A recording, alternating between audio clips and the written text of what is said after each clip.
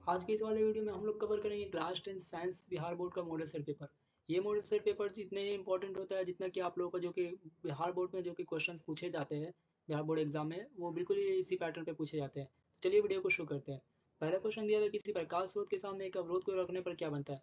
किसी प्रकाश स्रोत के सामने जब किसी अवरोध को रखते हैं तो वो छाया बनाता है। ऑप्शन ए करेक्ट आंसर हो जाएगा। अगला क्वेश्चन देख लेते हैं। क्वेश्चन नंबर 2 में दिया गया है, समतल दर्पण की फोकस दूरी होती है। समतल दर्पण की फोकस दूरी क्या होती है। समतल दर्पण की जो कि फोकस दूरी होती है वो अनंत होती है। ऑप्शन डी करेक्ट आंसर हो जाएगा। और अगर जहां आपसे उत्तल उत्तल दर्पण का पूछा जाता है तो वो प्लस में होती है, और अगर अवतल दर्पण का पूछा जाता है तो वो माइनस में होती है। अगला क्वेश्चन देख लेते हैं। क्वेश्चन नंबर 3 में दिया गया है, 1 मीटर फोकस दूरी वाले उत्तल लेंस की शक्ति होती है। 1 मीटर फोकस दूरी वाले उत्तल लेंस की शक्ति क्या होगी। उत्तल लेंस का पूछा गया है तो उत्तल लेंस का +1 डायऑप्टर हो जाएगा। ऑप्शन सी करेक्ट आंसर हो जाएगा। और अगर जहाँ अवतल लेंस का पूछा जाता है तो -1 डायऑप्टर पे हम लोग क्लिक करते हैं। अगला क्वेश्चन देख लेते हैं। अगला क्वेश्चन दिया हुआ, निम्नलिखित में से किसको अपसारी लेंस भी कहते हैं। इनमें से कौन सा ऐसा लेंस है जिसे हम लोग अपसारी लेंस भी कहते हैं। अपसारी लेंस जो कि अवतल लेंस को कहा जाता है। ऑप्शन बी करेक्ट आंसर हो जाएगा। और अगर जहाँ आप लोग से उत्तल लेंस के बारे में अगर जहाँ पूछा जाता है तो इसे अपसारी लेंस कहा जाता है। क्वेश्चन नंबर 5 की तरफ चलते हैं। क्वेश्चन नंबर 5 में दिया गया है, प्रकाश की चाल विभिन्न माध्यमों में होती है। प्रकाश की चाल विभिन्न माध्यमों में क्या क्या होती है। प्रकाश की चाल जो कि है वो विभिन्न माध्यमों में भिन्न भिन्न होती है। ऑप्शन ए आपका करेक्ट आंसर हो जाएगा। क्वेश्चन नंबर 5 का जो कि ऑप्शन ए करेक्ट आंसर हो जाएगा। क्वेश्चन नंबर 6 की तरफ चलते हैं। क्वेश्चन नंबर 6 में दिया हुआ है, किसी लेंस द्वारा उत्पन्न आवर्धन का ऐसा ही मात्रक होता है। किसी लेंस द्वारा उत्पन्न आवर्धक का कौन सा मात्रक होता है। इसका कोई भी मात्रक नहीं होता, ये मात्रकहीन होता है। ऑप्शन डी जो कि करेक्ट आंसर हो जाएगा। क्वेश्चन नंबर 7 की तरफ चलते हैं। क्वेश्चन नंबर 7 में दिया हुआ है, 1 मिनट इसे थोड़ा एडजस्ट कर लेते हैं। हाँ, क्वेश्चन नंबर 7 में दिया हुआ है, निम्नलिखित में से किसका अपवर्तनांक सबसे अधिक होता है। इनमें से कौन सा ऐसा पदार्थ है जिसका अपवर्तनांक सबसे अधिक होता है। ऑप्शन में दिया हुआ है कांच, हीरा, बर्फ और वायु। हीरा का जो कि अपवर्तनांक सबसे अधिक होता है। ऑप्शन डी करेक्ट आंसर हो जाएगा। हीरा का अपवर्तनांक कितना होता है आप लोग कमेंट करके बताइएगा। अगला क्वेश्चन देख लेते हैं।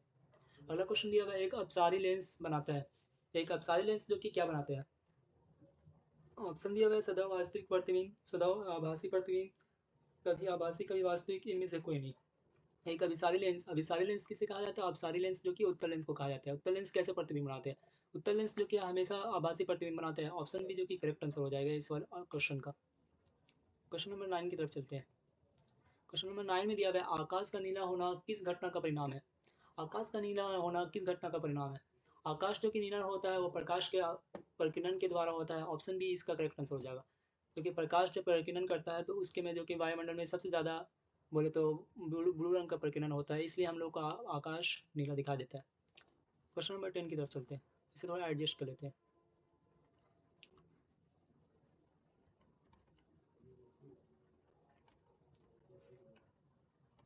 क्वेश्चन नंबर 10 में दिया हुआ है, प्रकाश का प्राथमिक रंग है। प्रकाश का प्राथमिक रंग क्या होता है। ऑप्शन दिया हुआ है लाल, नीला, हरा और इनमें से सभी। ये सभी जो कि प्रकाश का प्राथमिक रंग होता है। ऑप्शन डी करेक्ट आंसर हो जाएगा। क्वेश्चन नंबर 11 की तरफ चलते हैं। क्वेश्चन नंबर 11 में दिया हुआ है, इसे थोड़ा एडजस्ट कर लेते हैं। बड़ी संख्या में प्रकाश संवेदी कोशिकाएं कहाँ होती है। बड़ी संख्या में प्रकाश की जो कि संवेदी कोशिकाएं वो कहाँ होती है।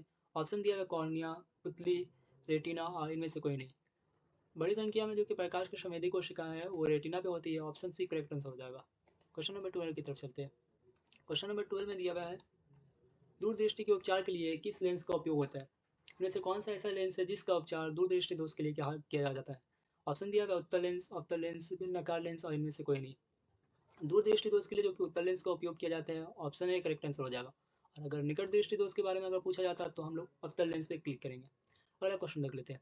अगला क्वेश्चन दिया हुआ है, मानव नेत्र के लिए दृष्टि का स्थायी होता है। मतलब मानव नेत्र में किस दृष्टि मतलब देखने के लिए कितना कम से कम मतलब कितने सेकंड के बीच में स्थायी होता है जो कि देख सकता है। तो ऑप्शन दिया है 1/10 सेकंड, 1/16 सेकंड, 1/25 सेकंड्स और इनमें से कोई नहीं। मानव नेत्र के लिए जो कि देखने के लिए एक स्थायी होता है वो 1/16 सेकंड के बाद होता है। ऑप्शन बी जो कि करेक्ट आंसर हो जाएगा इस वाले क्वेश्चन का। क्वेश्चन नंबर 14 की तरफ चलते हैं। क्वेश्चन नंबर 14 में दिया गया है, वाट किसका मात्रक होता है। वाट बराबर क्या होता है। तो वाट बराबर इनमें से ऑप्शन दिया गया जूल प्रति सेकंड स्क्वायर, जूल प्रति सेकंड, जूल प्रति सेकंड प्रति जूल और प्रति जूल स्क्वायर प्रति सेकंड। तो वाट का जो कि मात्रक होता है वो जूल प्रति सेकंड के बराबर होता है। ऑप्शन बी करेक्ट आंसर हो जाएगा। क्वेश्चन नंबर 15 की तरफ चलते हैं। क्वेश्चन नंबर 15 में दिया हुआ है 1 किलो वाट घंटा बराबर होता है। 1 किलो वाट घंटा बराबर क्या होता है। ऑप्शन दिया हुआ है 100 यूनिट, 10 यूनिट, 1 यूनिट और इनमें से कोई नहीं। 1 किलोवाट बराबर जो कि 1 यूनिट होता है, ऑप्शन सी करेक्ट आंसर हो जाएगा। क्वेश्चन नंबर 16 की तरफ चलते हैं। क्वेश्चन नंबर 16 में दिया हुआ है, इसे थोड़ा एडजस्ट कर लेते हैं। हाँ, विद्युत शक्ति का एसआई मात्रक है। विद्युत शक्ति का एसआई मात्रक क्या होता है? ऑप्शन दिया हुआ है वोल्ट, वाट, जूल और न्यूटन। वोल्ट जो कि वोल्ट मीटर का होता है, और वाट जो कि विद्युत शक्ति का होता है। ऑप्शन बी जो कि करेक्ट आंसर हो जाएगा। 1 मिनट, इसे थोड़ा एडजस्ट कर लेते हैं। विद्युत शक्ति का एसआई मात्रक बोले तो वाट होता है। ऑप्शन बी करेक्ट आंसर हो जाएगा। क्वेश्चन नंबर 16 की तरफ चलते हैं, आई मीन 17 की तरफ। क्वेश्चन नंबर 17 में दिया हुआ है 1 किलोवाट घंटा बराबर होता है। 1 किलोवाट घंटा बराबर क्या होता है? ऑप्शन दिया हुआ है 30 joule, 36 joule, 36 into 10 to the power 3 joule and 3.6 into 10 to the power 6 joule and 3000 joule, 300 joule, sorry 300 joule दिया हुआ है। हाँ, तो इनमें से ऑप्शंस को हम लोग को उतना केयर नहीं करना है। मेनली जो कि ऑप्शन इसका क्या होगा, ये आप लोग को केयर करना है, ठीक है ना। तो 1 किलोवाट घंटा बराबर क्या होता है? 1 किलोवाट घंटा बराबर होता है वो 3.6 into 10 to the power 6 joule के बराबर होता है। ऑप्शन सी करेक्ट आंसर हो जाएगा। क्वेश्चन नंबर 14 की क्वेश्चन नंबर 18 देख लेते हैं। क्वेश्चन नंबर 18 में दिया गया है, दाएं हाथ के अंगूठे का नियम किसने प्रतिपादित किया? दाएं हाथ के अंगूठे का नियम इनमें से कौन सा ऐसा जो कि दिया था? ऑप्शन दिया मैक्सवेल, आइंस्टाइन, फ्लेमिंग और ऑस्ट्रेड। दाएं हाथ के अंगूठे का नियम जो कि मैक्सवेल ने दिया था। ऑप्शन ए क्वेश्चन नंबर 18 का करेक्ट आंसर हो जाएगा। क्वेश्चन नंबर 19 की तरफ चलते हैं। क्वेश्चन नंबर 19 में दिया हुआ है, किसी विद्युत फ्यूज विद्युत धारा के किस सिद्धांत पर कार्य करता है? विद्युत फ्यूज जो कि है वो विद्युत धारा के किस सिद्धांत पर काम करता है? ऑप्शन दिया हुआ चुंबकीय, रासायनिक एंड ऊष्मीय और इनमें से कोई नहीं। विद्युत फ्यूज जो है वो विद्युत धारा के ऊष्मीय प्रभाव पर कार्य करता है। ऑप्शन सी करेक्ट आंसर हो जाएगा। अगला क्वेश्चन देख लेते हैं।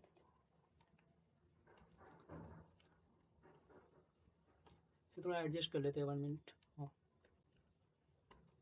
हाँ, क्वेश्चन नंबर 20 में दिया हुआ है, 1 मिलीमीटर एम्पियर बराबर होता है। 1 मिलीमीटर एम्पियर बराबर क्या होता है?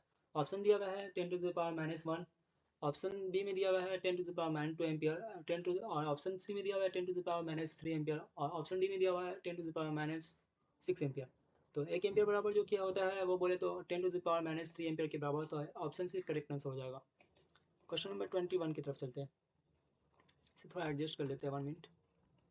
हाँ, क्वेश्चन नंबर 21 में दिया हुआ है, प्रतिरोध का मान बढ़ाने के लिए प्रतिरोधों को जोड़ा जाता है। प्रतिरोध का मान बढ़ाने के लिए प्रतिरोधों को किस माध्यम में जोड़ा जाता है? तो प्रतिरोध का जब मान हम लोग को बढ़ाना होगा तो जाहिर सी बात है हम लोग को इसको जो कि श्रेणी क्रम में जोड़ने की जरूरत पड़ेगी। प्रतिरोध का मान अगर ज़्यादा चाहिए तो श्रेणी क्रम में जोड़ते हैं। ऑप्शन ए करेक्ट आंसर हो जाएगा। और अगर प्रतिरोध का मान अगर कम चाहिए तो इसे समांतर क्रम में जोड़ा जाता है। अगला क्वेश्चन देख लेते हैं।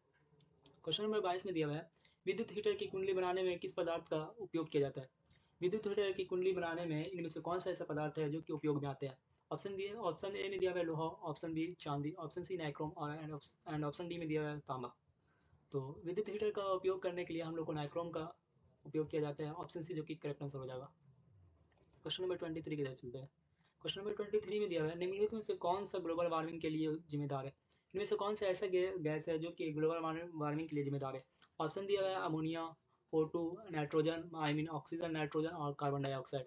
तो इनमें से कौन सा ऐसा गैस है जो कि ग्लोबल वार्मिंग के लिए उत्तरदायी है, जिम्मेदारी है? तो ऑप्शन डी जो कि करेक्ट आंसर हो जाएगा इसका, कार्बन डाइऑक्साइड। क्वेश्चन नंबर 24 की तरफ चलते हैं। क्वेश्चन नंबर 24 में दिया हुआ है, इनमें से कौन सा जीवाश्म ईंधन है? इनमें से कौन सा ऐसा है जो कि जीवाश्म ईंधन है? ऑप्शन दिया पेट्रोलियम, प्राकृतिक गैस और कोयला और उपयुक्त सभी। ये सभी जो कि है बोले तो जीवाश्म ईंधन है जो कि जीवों द्वारा प्राप्त होता है। ऑप्शन डी करेक्ट आंसर हो जाएगा क्वेश्चन नंबर 24 का। क्वेश्चन नंबर 25 को देख लेते हैं, इसे थोड़ा एडजस्ट कर लेते हैं। हाँ, दिया हुआ है सूर्य तथा अन्य तारों द्वारा उत्सर्जित विशाल ऊर्जा का स्रोत है। सूर्य तथा अन्य तारों के द्वारा जो कि उत्सर्जित ऊर्जा का स्रोत क्या है? ऑप्शन में दिया हुआ है नाभिकीय विखंडन, नाभिकीय संलयन या अरबी, दोनों इनमें से कोई नहीं। सभी तारों का जो कि बोले तो विशाल ऊर्जा का जो स्रोत होता है वो नाभिकीय संलयन के द्वारा होता है। ऑप्शन बी करेक्ट आंसर हो जाएगा। क्वेश्चन नंबर 26 की तरफ चलते हैं। क्वेश्चन नंबर 26 में दिया हुआ है, टेहरी बांध इनमें से टेहरी बांध का उद्देश्य क्या है? टेहरी बांध का उद्देश्य क्या था? ऑप्शन दिया भूमि सिंचाई, बिजली उत्पादन, जल आपूर्ति, उपयुक्त सभी। टेहरी बांध का जो कि निर्माण का उद्देश्य था ये इनमें से सभी का था। भूमि सिंचाई, बिजली उत्पादन और जल की आपूर्ति, ये सभी थे जो कि टेहरी बांध की उद्देश्य का निर्माण का उदाहरण था। ऑप्शन डी करेक्ट आंसर हो जाएगा। क्वेश्चन नंबर 27 की तरफ चलते हैं। खिलौनों में किस सेल का उपयोग किया जाता है? खिलौनों में जो कि है वो किस सेल का उपयोग किया जाता है? ऑप्शन दिया हुआ है डेनियल सेल, शॉर्ट सेल, सूखा सेल, इनमें से कोई नहीं। खिलौनों में जो कि सूखा सेल का उपयोग किया जाता है। ऑप्शन सी करेक्ट आंसर हो जाएगा। क्वेश्चन नंबर 28 की तरफ चलते हैं।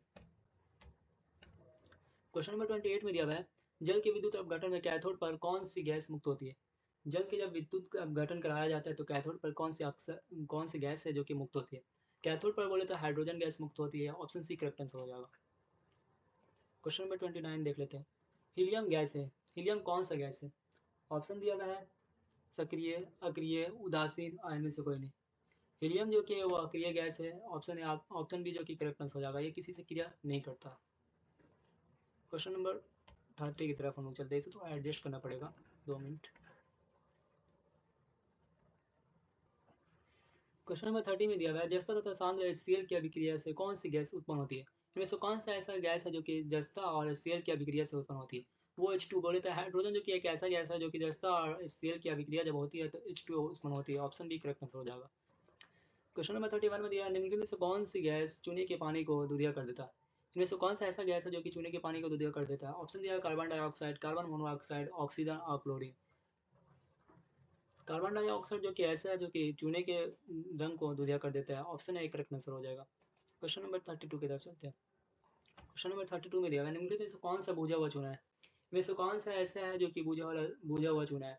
ऑप्शन ए में दिया हुआ है CO, ऑप्शन बी में दिया CO3, ऑप्शन सी में दिया COOC3OH2 और ऑप्शन डी में दिया CA। इनमें से बुझा हुआ चूना पूछा है तो हम लोग को बुझा हुआ चूना जो कि CaCO3, इसे संगमरमर भी कहा जाता है। ऑप्शन बी जो कि करेक्ट आंसर हो जाएगा। अगला क्वेश्चन देख लेते हैं। टूथपेस्ट सामान्यतः होता है, टूथपेस्ट क्या होते हैं? टूथपेस्ट बोले तो इनमें से क्या होते हैं? ऑप्शन दिया अम्लीय, लवणीय, क्षारीय, इनमें से कोई नहीं। टूथपेस्ट जो कि है बोले तो क्षारीय होते हैं। ऑप्शन सी करेक्ट आंसर हो जाएगा।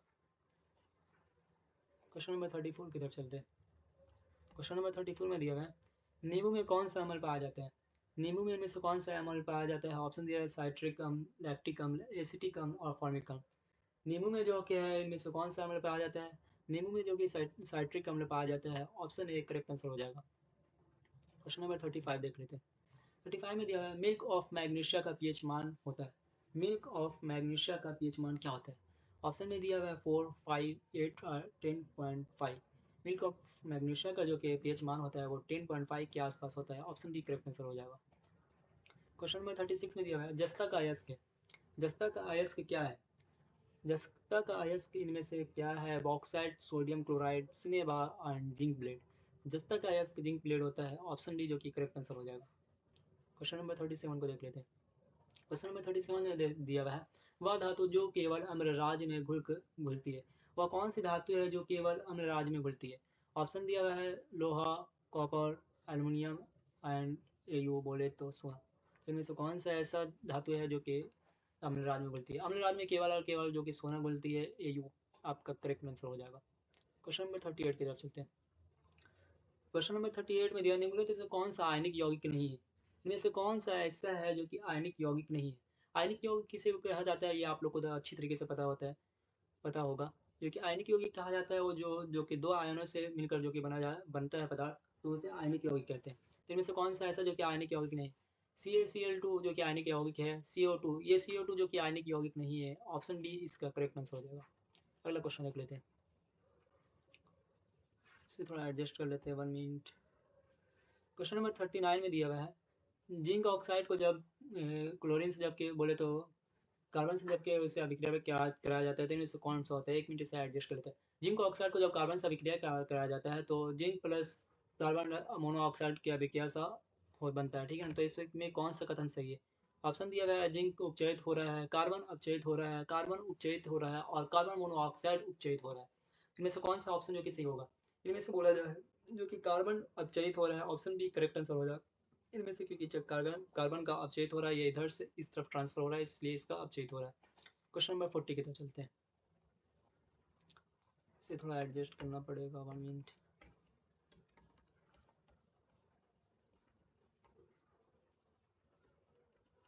क्वेश्चन नंबर 40 में दिया हुआ है सबसे कठोर प्राकृतिक पदार्थ है। इनमें से कौन सा ऐसा पदार्थ है जो कि सबसे कठोर होता है? ऑप्शन दिया हुआ है लोहा, सोना, चांदी या हीरा। आप सभी जानते ही होंगे जो कि हीरा प्राकृतिक में सबसे कठोर होता है। ऑप्शन डी करेक्ट आंसर हो जाएगा। क्वेश्चन नंबर 41 को देख लेते हैं। बेंजीन का अणुसूत्र क्या है? बेंजीन का अणुसूत्र क्या होता है? इनमें से कौन सा ऐसा है जो कि बेंजीन का अणुसूत्र है? ऑप्शन दिया है C2H2, C2H4, C6H6 and C6H12। तो बेंजीन का अनुसूत्र C6H6 होता है, ऑप्शन सी करेक्ट आंसर हो जाएगा। क्वेश्चन नंबर 42 की तरफ चलते हैं। ये मॉडल पेपर अभी के लिए आप लोग के लिए रिवीजन करने के लिए बहुत ही इंपॉर्टेंट है, क्योंकि बिल्कुल ही सेम पैटर्न पे जो कि आप लोगों से क्वेश्चन पूछा जाता है। और ऐसे ही मैं गारंटी के साथ बोलता हूँ, इस वाले वीडियो से सिर्फ और सिर्फ नहीं भी तो कम से कम 25 क्वेश्चन सेम टू सेम आप लोग के वीडियो आप लोग के एग्जाम में देखने को मिलेंगे। तो इस वाले वीडियो को बिल्कुल लास्ट तक वॉच करना। 42 में दिया हुआ है, हाइड्रोजन के दो परमाणुओं के बीच कौन सा बंध बनता है। हाइड्रोजन के दो परमाणुओं के बीच इनमें से कौन सा ऐसा बंध है जो कि बनता है। ऑप्शन में दिया हुआ है त्रिबंध, द्विबंध, एकल बंध, इनमें से कोई नहीं। हाइड्रोजन के परमाणु के बीच पूछा गया है, हाइड्रोजन के परमाणु के बीच जो कि एकल बंध बनता है, ऑप्शन सी करेक्ट आंसर हो जाएगा। अगला क्वेश्चन देख लेते हैं। क्वेश्चन नंबर 43 में दिया हुआ है, एक मिनट से एडजस्ट कर लेते हैं। चूने के पानी का रासायनिक नाम क्या है। चूने के पानी का रासायनिक नाम क्या है। ऑप्शन दिया हुआ है बूझा चूना, कैल्शियम हाइड्रोक्साइड, कली चूना एंड कैल्शियम ऑक्साइड। तो चूने के पानी का रासायनिक नाम जो कि कैल्शियम हाइड्रोक्साइड होता है, ऑप्शन बी करेक्ट आंसर हो जाएगा। क्वेश्चन नंबर 44 की तरफ चलते हैं। क्वेश्चन नंबर 44 में दिया हुआ है, चीनी का रासायनिक सूत्र है। चीनी का रासायनिक सूत्र क्या होगा। ऑप्शन में दिया हुआ है C2H5CHO एंड ऑप्शन में दिया हुआ है C6H6O, जो कि चीनी का रासायनिक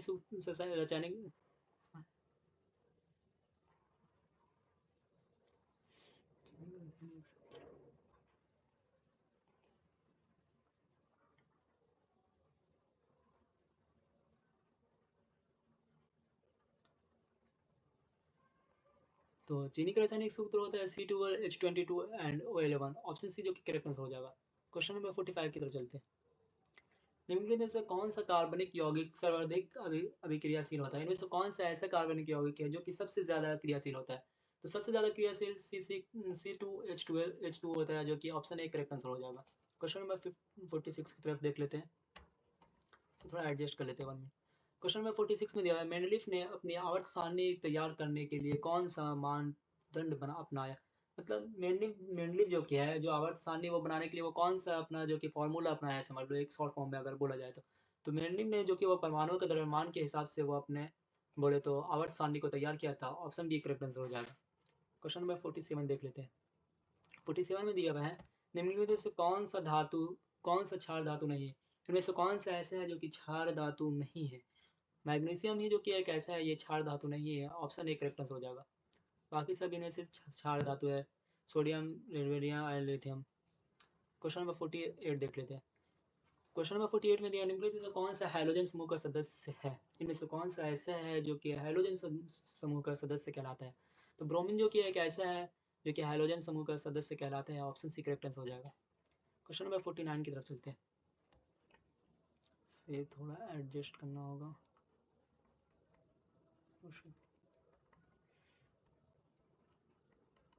ये हम लोगों ने कितना क्वेश्चन देखा था, 1 मिनट। 48, हाँ 49 इधर ऊपर की तरफ है, सॉरी। दिया हुआ है 1 मिनट, इसे एडजस्ट कर। 49 में दिया हुआ है, जस्ता की परमाणु संख्या है। जस्ता की परमाणु संख्या क्या होता है। जस्ता की परमाणु संख्या है 27, 28, 29, 38। जस्ता की परमाणु संख्या जो कि 30 होता है, ऑप्शन डी करेक्ट आंसर हो जाएगा। क्वेश्चन नंबर 50 देख लेते हैं। निम्नलिखित में से कौन सा विद्युत ऋणात्मक होते हैं। इनमें से कौन सा ऐसा है जो कि विद्युत का ऋणात्मक होता है। अधातु ऐसा है जो कि विद्युत का ऋणात्मक होता है, ऑप्शन ए करेक्ट आंसर हो जाएगा। अगला क्वेश्चन देख लेते हैं। अगला क्वेश्चन देखा दिया हुआ है, राजस्थान के गांव में चिपको आंदोलन के कर्म में महिलाओं ने बलिदान दिया था। राजस्थान के किस गांव में जो कि महिलाओं ने चिपको आंदोलन में बलिदान दिया था। ऑप्शन ए में दिया हुआ है पवना, खेजरी, रनी एंड रेनी। तो राजस्थान के जो कि गांव में चिपको आंदोलन के लिए जो महिलाओं ने बलिदान दिया था वो खिंजरी में दिया था, ऑप्शन बी करेक्ट आंसर हो जाएगा। क्वेश्चन नंबर 42 देख लेते हैं। I mean 52। 52 में दिया हुआ है, निम्नलिखित से कौन किसके कारण पर्यावरण में संतुलन बिगड़ता है। इनमें से कौन सा ऐसा गैस है जिसके कारण बोले तो पर्यावरण में संतुलन बिगड़ता है। इनमें से गैस नहीं बोले तो आई मीन इसके में पूछा गया है जनसंख्या से रिलेटेड, सॉरी। तो वन रोपन, बढ़ती मानव जनसंख्या। बढ़ती मानव जनसंख्या जो कि एक ऐसा है जिसके कारण बोले तो पर्यावरण में संतुलन बिगड़ती है। अगला क्वेश्चन देख लेते हैं। क्वेश्चन नंबर 43, इसे थोड़ा एडजस्ट करना पड़ेगा, आई मीन इसे थोड़ा नोट लोग थोड़ा एडजस्ट करने में इससे थोड़ा प्रॉब्लम हो रहा है, देख लीजिए। तो प्रदूषण से पर्यावरण की रक्षा करने का सबसे अच्छा तरीका क्या है। प्रदूषण से पर्यावरण का रक्षा करने के लिए इनमें से कौन सा ऐसा तरीका है जो कि सबसे अच्छा है। वस्तुओं का पुनर्चरण, वस्तुओं का पुनः उपयोग, वस्तुओं का उपयोग में कमी, उपयुक्त सभी, उपयुक्त सभी जो कि आपका राइट आंसर हो जाएगा। ये सभी से हम लोग जो कि पर्यावरण में सुरक्षा कर सकते हैं। ऑप्शन डी करेक्ट आंसर हो जाएगा। क्वेश्चन नंबर 54 देख लेते हैं। 54 में दिया सौर सेल में किसका उपयोग होता है? सौर सेल में इनमें से कौन सा ऐसा है जिसका उपयोग होता है? सौर सेल में जो कि सिलिकॉन का उपयोग होता है। ऑप्शन सी करेक्ट आंसर हो जाएगा। क्वेश्चन नंबर 55 देख लेते हैं। 55 में दिया निम्नलिखित में से कौन सा मुख्य रूप से बायोगैस है? इनमें से कौन सा ऐसा है जो कि बायोगैस का उदाहरण है? बायोगैस के उदाहरण आप लोग सभी लोग जानते होंगे, CH4 जो कि एक बायोगैस है। अगला क्वेश्चन देख लेते हैं। मनुष्य के दांत की सबसे ऊपरी परत है, मनुष्य के दांत के सबसे ऊपरी परत को क्या कहते हैं? तो मनुष्य के दांत के सबसे ऊपरी परत को जो कि इनामेल कहते हैं। ऑप्शन सी करेक्ट आंसर हो जाएगा। अगला क्वेश्चन देख लेते हैं। अगला क्वेश्चन दिया हुआ है, जठर ग्रंथियां पाई जाती है। जठर ग्रंथियां जो कि इनमें से किसके में पाई जाती है? ऑप्शन दिया है यकृत में, आंख में, आमाशय में और अग्न्याशय में। तो जठर ग्रंथियां जो कि आमाशय में पाई जाती है। ऑप्शन सी करेक्ट आंसर हो जाएगा। 58 की तरफ चलते हैं।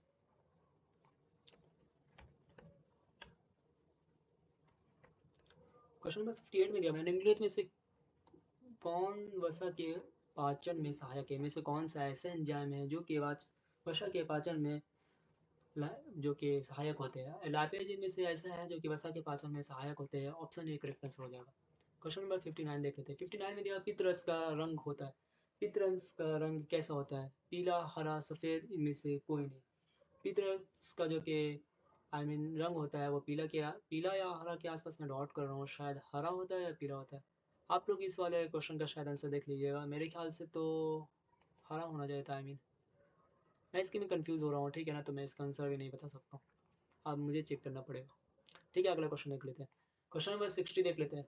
60 में दिया पौधों में श्वसन होता है। पौधों में श्वसन जो कि किसके कारण होता है? तने में, पत्तियों में, जड़ में, इनमें से सभी। पौधों में श्वसन इनमें से सभी के कारण होता है। ऑप्शन डी जो कि करेक्ट आंसर हो जाएगा।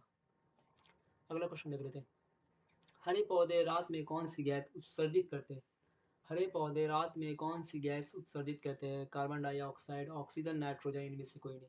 हरे पौधे रात में जो कि कार्बन डाइऑक्साइड उत्सर्जित करते हैं। ऑप्शन ए करेक्ट आंसर हो जाएगा। क्वेश्चन नंबर 62 देख लेते हैं। सॉरी, किण्वन के परिणाम स्वरूप कितने ATP बनते हैं? जब जो कि किण्वन की अभिक्रिया जब की होती है तो उनमें से कितने ATP बाहर आते हैं? 0, 4, 36, 38। किण्वन की अभिक्रिया में 2 ATP जो कि बाहर आती है। ऑप्शन ए करेक्ट आंसर हो जाएगा। अगला क्वेश्चन देख लेते हैं। क्वेश्चन नंबर 63 में है, सामान्य डायस्टोलिक रक्तचाप होता है। सामान्य डायस्टोलिक रक्तचाप क्या होता है? तो डिस्टोलिक अगर जहाँ पूछा जाए तो बोले तो 80 mmHg होता है, और अगर जहाँ सिस्टोलिक पूछा जाता है तो 120 mmHg होता है। ऑप्शन एक करेक्ट आंसर हो जाएगा इसका। डिस्टोलिक पूछा गया था। पौधों में वाष्प उत्सर्जन कहाँ होता है? पौधों में वाष्प उत्सर्जन कहाँ होता है? तने में, पत्तियों में, फूल में, इनमें से कोई नहीं। दोनों जो कि पौधों में वाष्प उत्सर्जन होता है वो पत्तियों में होता है। ऑप्शन सी करेक्ट आंसर हो जाएगा। अगला क्वेश्चन देख लेते हैं। 34 में दिया हुआ अस्तित्व क्या है? अस्तित्व क्या है? पदार्थ, कोशिका, उत्तक, इनमें से कोई नहीं। अस्तित्व एक उत्तक है जो कि ऑप्शन सी करेक्ट आंसर हो जाएगा। क्वेश्चन नंबर 66 देख लेते हैं। 66 में दिया है पौधों में अपशिष्ट पदार्थ संग्रहित रहते हैं। पौधों में अपशिष्ट पदार्थ कहाँ रहते हैं? तो पौधों में जो कि अपशिष्ट पदार्थ है वो कोशिका रिक्तियाओं में उपस्थित रहते हैं। ऑप्शन सी करेक्ट आंसर हो जाएगा। क्वेश्चन नंबर 67 देख लेते हैं।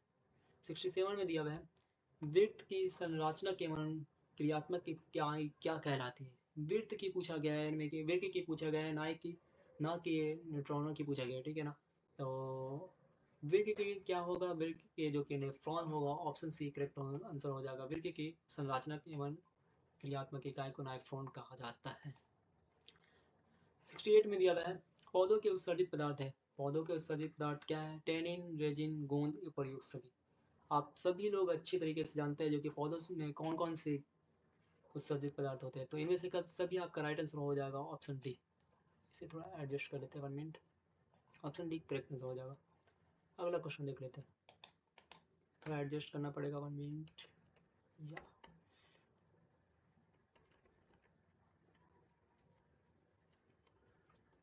69 में दिया गया है समरण शक्ति का मुख्य केंद्र है। समरण शक्ति का मुख्य केंद्र क्या होता है? समरण शक्ति का जो कि मुख्य केंद्र वो सेरिब्रम होता है। ऑप्शन डी करेक्ट आंसर हो जाएगा। 70 देख लेते हैं। 70 में दिया जड़ का अधोगामी वृद्धि कहलाती है। जड़ का अधोगामी वृद्धि क्या कहलाती है? जड़ का अधोगामी वृद्धि जो कि बोले तो गुरुत्वानुवर्तन कहलाती है। ऑप्शन डी करेक्ट आंसर हो जाएगा। क्वेश्चन नंबर 71 देख लेते हैं। 71 में दिया हुआ है एस्ट्रोजन का स्रावित होता है।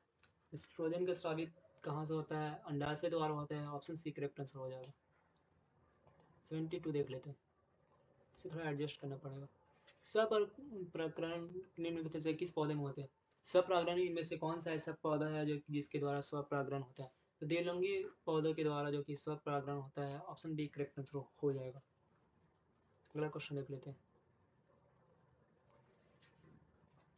गर्भाशय के इस भाग में भ्रूण विकसित होते हैं। तो गर्भाशय के जो कि जिस भाग में भ्रूण विकसित होता है उसका राइट आंसर हो जाएगा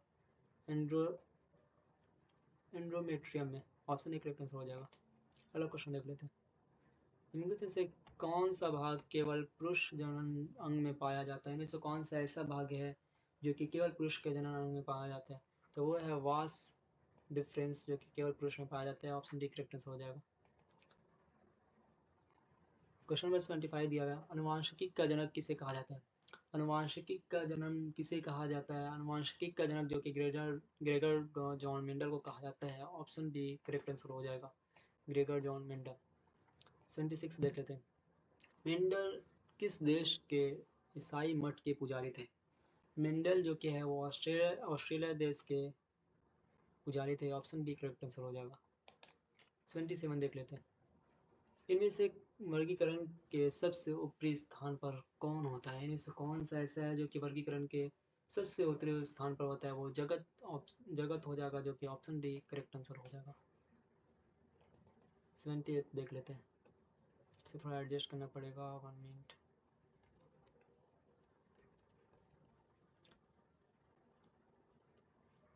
सूक्ष्म उपभोक्ता का उदाहरण है। सूक्ष्म उपभोक्ता का क्या उदाहरण है? ऑप्शन दिया हुआ है जीवाणु, कवक, शैवाल और दोनों। सूक्ष्म उपभोक्ता जो कि जीवाणु और बोले तो कवक दोनों ही होते हैं। ऑप्शन डी इसका करेक्ट आंसर हो जाएगा। 1 minute. Option D correct answer हो जाएगा। थोड़ा एडजस्ट कर लेते हैं। 1 मिनट 1 मिनट। अगला क्वेश्चन देख लेते हैं। 79 में दिया हुआ है मांसाहारी जीव कहलाते हैं। मांसाहारी जीव क्या कहलाते हैं? प्राथमिक उपभोक्ता, द्वितीयक उपभोक्ता, तृतीयक उपभोक्ता और डी सभी। बोलते हैं प्राथमिक जो कि मांसाहारी जीव कहलाते हैं वो द्वितीयक उपभोक्ता कहलाते हैं। Option D be correct answer हो जाएगा। क्वेश्चन नंबर 80 देख लेते हैं। आहार श्रृंखला के प्रत्येक कोशीय स्तर पर कुल कितने ऊर्जा का कितना प्रतिशत अगले स्तर को स्थानांतरित होता है? अगले स्तर को जो कि स्थानांतरित होता है वो आहार नारी के जो कि 10% ऊर्जा स्थानांतरित होता है। ऑप्शन सी करेक्ट आंसर हो जाएगा। तो आज के लिए बस इतना ही। फिर से मिलते हैं नेक्स्ट वीडियो में।